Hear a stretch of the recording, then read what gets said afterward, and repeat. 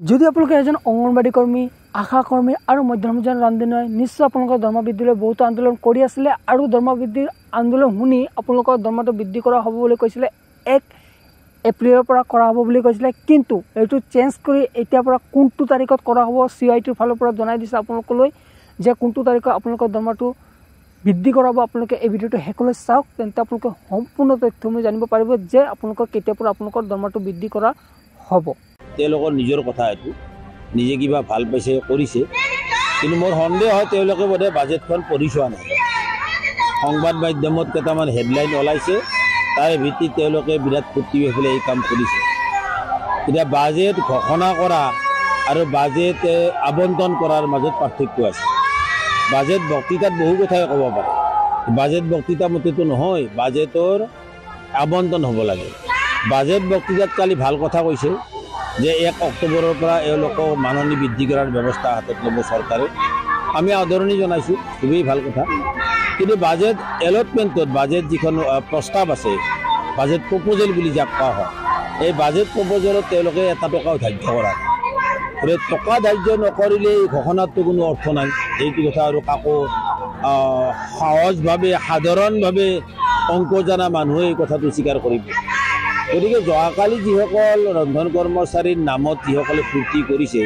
তেওঁলোকৰ সম্পৰ্কে মোৰ অন্য কোনো কথা নাই যে আমি অনুৰোধ যে তেওঁলোকে অলপ বুজি সমৰি কাম কৰা ভাল এনেই কথাবিলাক কামবিলাক কৰিব নালাগে আজি এতিয়া যিসকল আহিছে তেওঁলোকৰ চেহেৰা চালে গম পাব এইসকল আটাইবিলাক হৈছে ৰন্ধন কৰ্মচাৰী তেওঁলোকে ক্ষোভত ফাটি পৰিছে তেওঁলোকে দীৰ্ঘদিন ধৰি আশা কৰিছিল অসমত 2,71,000 এই ধৰণৰ ৰন্ধন আঁচনিভুক্ত কৰ্মচাৰী আছে ৰন্ধন কৰ্মচাৰী আছে 1,17,000 অংগনবাড়ী কৰ্মী সহায়িকা আছে 1,21,000 আৰু আশা কৰ্মী আছে অসমত 33,000 সৰ্বমুঠ 2,71,000 এই ধৰণৰ আঁচনিভুক্ত কৰ্মচাৰী আছে তেওঁলোকে বহু আশা কৰিছিল যে এইবাৰ বাজেটত নিশ্চয় চৰকাৰে কিবা এটা কৰিব আৰু কিবা এটা কৰা তেওঁলোকে কচৰতো আৰম্ভ কৰিছিল কাৰণ কেবিনেট উপসমিতি কৰিলেতো কেবিনেট উপসমিতিয়ে পৰামৰ্শ ল'লে এইটো এটা পজিটিভ দিক আৰু সেই ধৰণৰ কাম কৰাটোৱে এখন চৰকাৰৰ বাস্তৱ কাম এই কাম যেহেতুকে কৰিব লৈছিল স্বাভাৱিকতে সকলে বিৰাট আশা কৰিছিল যে বাজেটত নিশ্চয় আমাৰ কাৰণে কিবা এটা ভাল খবৰ থাকিব কিন্তু ভাল খবৰ এটা ভাল বক্তৃতা থাকিল কিন্তু ভাল খবৰ নাথাকিল এয়াই হৈছে আজিৰ কাৰ্যসূচীৰ মূল কাৰণ কিয়নো খবৰটো বিচাৰিছিল যে এলটমেণ্ট লাগে পৰিমাণ লাগে ধনৰ পৰিমাণ ধাৰ্য হ'ব লাগে আমি আশা কৰিম যে এই আগন্তুক যি 4-5 দিন আৰু আছে এই 4-5 দিনত এই বাজেট এলটমেণ্ট কৰিব অন্যথাই চৰকাৰখনক অন্য মানুহে যি ধৰণে কৈ আছে যে এই চৰকাৰ এখন ভণ্ড চৰকাৰ এই চৰকাৰখন হিপক্ৰেটৰ বাহা আমিও সেইলোকে ক'বলৈ বাধ্য হ'ব লগা হ'ব কাৰণ এইলোকে এই ধৰণৰ কামটো কৰা উচিত নহয় মানুহক ঠগাব নালাগে নঠগাকৈ এওঁলোকে যি পদক্ষেপ হাতত লৈছে চৰকাৰে এই পদক্ষেপক কাৰ্যকৰী কৰাৰ ব্যৱস্থা কৰক ঠিক আছে অক্টোবৰৰ 1 তাৰিখৰ পৰাই দিব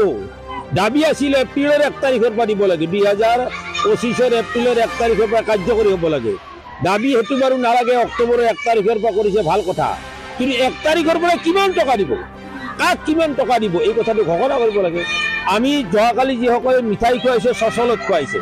এই কথা আমি দৃঢ়তাৰে ক'ব পাৰোঁ সচলত নহয় জনতা ভৱনৰ সন্মুখত মাননীয় মুখ্যমন্ত্ৰী যি নাথাকে তেওঁৰ প্ৰতিমূৰ্তিটো আমি মালা পিন্ধাম আৰু অন্যান্য সকলক থকা সকলক মিঠাই খুৱাম অজন্তা বাহিনীটো মিঠাই খুৱাম যদিহে এই চলিত বাজেট অধিৱেশনতেই এইসকল আঁচনিভুক্ত কৰ্মচাৰীক সৰ্বনিম্ন 10,000 টকাকৈ মাননি ধন বৃদ্ধি কৰাৰ ব্যৱস্থা কৰে তেতিয়াহ'লে আমি সচল কেৱল নহয় সমগ্ৰ অসম জুৰি তেওঁলোকৰ কাৰণে মিঠাইৰ ব্যৱস্থা কৰিম এই কথা আমি দৃঢ়তাৰে